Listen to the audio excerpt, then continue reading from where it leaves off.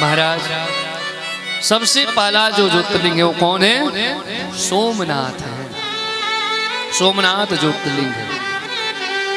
सोमनाथ का प्राकट्य कैसे हुआ महाराज? तो कहते हैं कि दक्ष की जो 27 कन्याएं थी 60 में से, उन 27 कन्याओं का विवाह किसके साथ किए थे? याद है किसी को? कथा सुनाए।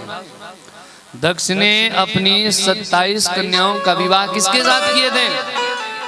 चंद्रमा के साथ। आप लोग तो बोल ही लेंगे महाराज, उधर मैं पूछ रहा था। चंद्रमा के साथ दक्ष ने अपने 27 कन्याओं का विवाह कर दिया। पर उन 27 कन्याओं में सबसे जो सुंदर कन्या थी उसका नाम क्या था? रोहिणी। रोहिणी सबसे सुंदर थी, इसलिए चंद्रमा अन्य पत्नियों की अपेक्षा रोहिणी से कुछ ज्यादा प्रेम करते थे। अन्य बहनों को अच्छा नहीं लगा।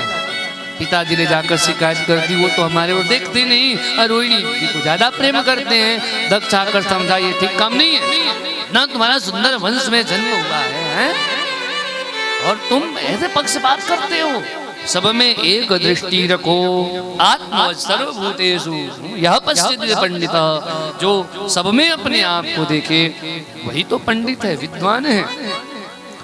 बार बार समझाए, दूसरा बार भेजे, शायद समझा दिए मान जाएगा। चंद्रमा नहीं माने, फिर आकर शिकायत की।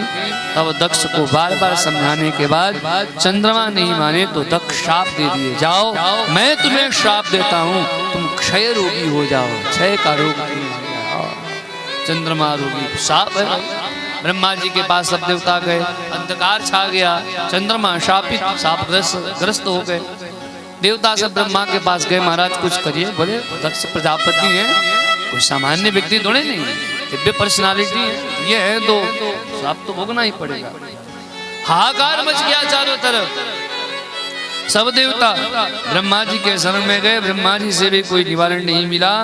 तब ब्रह्मा जी अंत में बोले कई उपाय है, जाइए भोलेनाथ के शरण में जाइए, वही कुछ कर सकते हैं।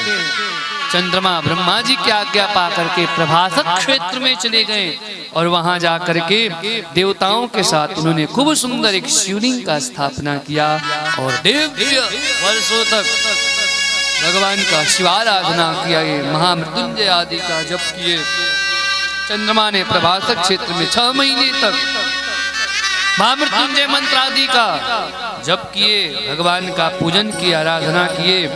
तब महाराज भोलेनाथ प्रकट हो गए।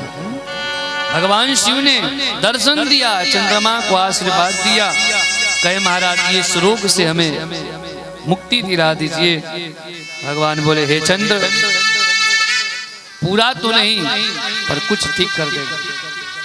चलो तुम्हारी कलाओं जो है 2 पक्षों में, एक पक्ष में घटेगी और एक पक्ष में, तो वही शुक्ल पक्ष में चंद्रमा बढ़ते हैं, प्रकाश की ओर जाते हैं, और कृष्ण पक्ष में घटते हैं। ये चंद्र आज से एक पक्ष में तुम्हारी कला घटेगी और दूसरे पक्ष में बढ़ेगी।